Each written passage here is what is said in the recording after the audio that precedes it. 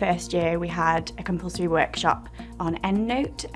That was the first time, I think it was the first time I came into the library. We also had a specific reference searching and database searching workshop in my third year.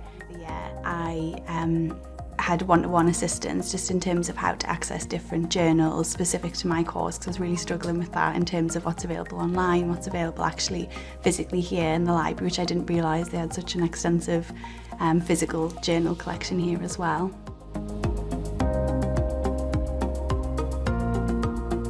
So in my third year of my undergraduate degree, we go on a placement that's called a professional context placement.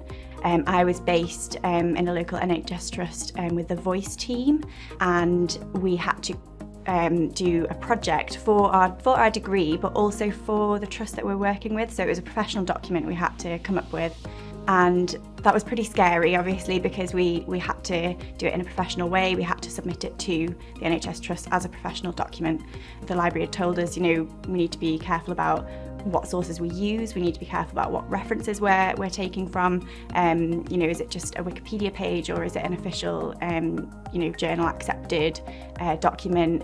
Through my master's course, I really learned how to reference in a very specific way and really kind of evaluate sources and understand where different stories and facts have come from and learn how that influences where you use it then.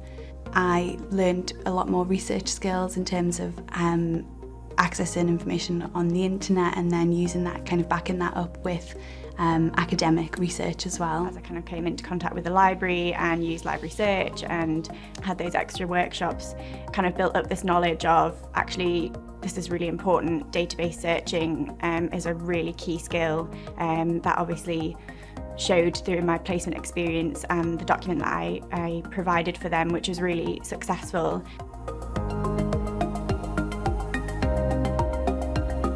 I would definitely recommend new students to think about how a lot of their academic skills that they build here can be used in the workplace. So many skills that I've kind of gotten from the library workshops, but also through my experience of using just every day, using those databases, using all that information in terms of sort of interviews and things, it's going to really nicely transfer, because I'll be able to say, you know, specifically in speech and language therapy, I'll be able to say, you know, I've used these databases, I know where to get information on this particular client group of whatever interview I'm going for. To take that into my job will be a great asset to myself and my team and my clients, so it's really helpful in terms of that.